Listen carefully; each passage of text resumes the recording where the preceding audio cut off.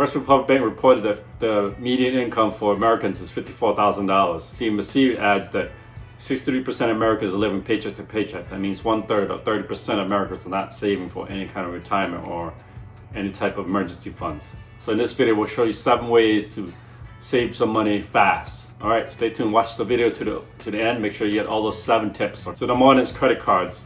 Anything above 15%, in my opinion, it's way too high. So find a credit card that's out there that has a 0% balance transfer or anything lower than 15%. And also personal loans. If personal loans are a big one, where it's 10% or higher, then you should get at least a 7% personal loan. So look into that. I did make a video. I'll drop the link in the description below on different credit cards that offer 0% interest for a balance transfer. So check those out, and then call your local credit union to make sure that you're getting the best rate for a personal loan if you have a personal loan.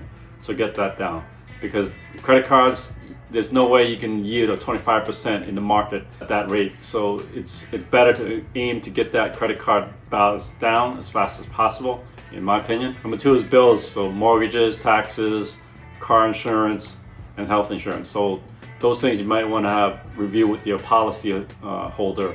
See if they can reduce the amount you pay every month. Like cars, you can always have them review, hey, I haven't had an accident for 3 years, they can reduce that. And then cable internet, do you really need high cable internet speed? So maybe we can do without that high of a rate. And do you really need cable? I don't think anybody has cable anymore, they have Netflix. And that's another one, do you really need a Netflix account? In my opinion, you should not be watching Netflix if you're trying to grow your wealth. So make sure those bills are up to date and that you're getting the best price for the money that you have at this current time. And then what you want to do is, let's say your bill is $3,000 for the month. You want to take that $3,000 and multiply times 3, so that way you have a safety net savings account in case your emergency comes up. So anywhere from 3 to 6 to 9 months. So there's a lot gurus out there saying that you should have a certain amount a month for emergencies. Speaking of emergency is number 3. So having a 3 to 6 to 9 months emergency savings, where no questions asked, money gets put away in case you need it for either a home repair, car repair, or health problems. There's a whole bunch out there. DCU offers it for 6% APY on a savings account.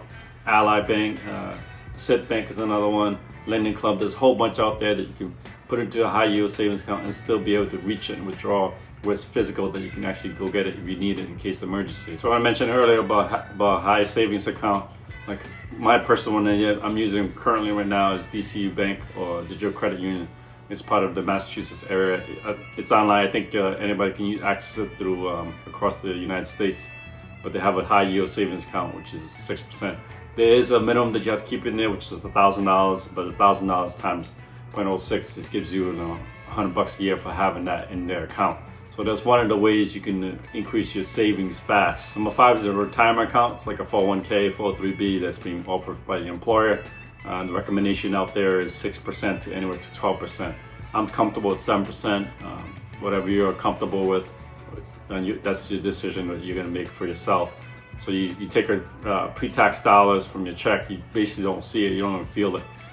That money gets allocated to an index fund in the stock exchange, and I think that the return on investment is about 10%. So that's a great return.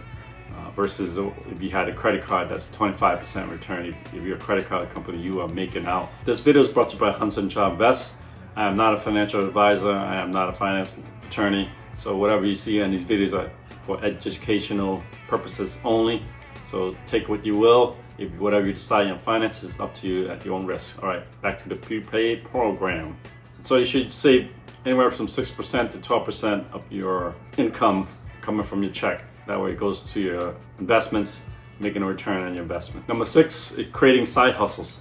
Side hustles, where I did a video of Koji about selling digital products, or in the video on Etsy, where I show you how to make an Etsy account selling motivational frameworks to sell in the office or in the living room. Other things to consider is I think it's tax season coming up.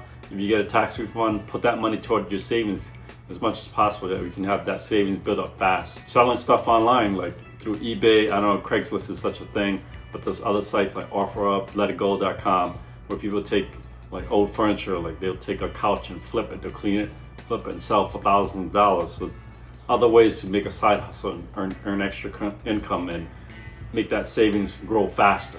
The last one's number 7, is created by U.S. Senator Elizabeth Warren, yours truly, from our state of Massachusetts, and where 50% of your income goes to what you need, and then 30% is what you want, and then 20% should be invested in stocks or real estate or other kind of business adventures. If you like these type of videos where I talk about personal finance and cost savings, where you can do stuff yourself by fixing your own car or your house, then go ahead and subscribe to the channel, leave a comment below.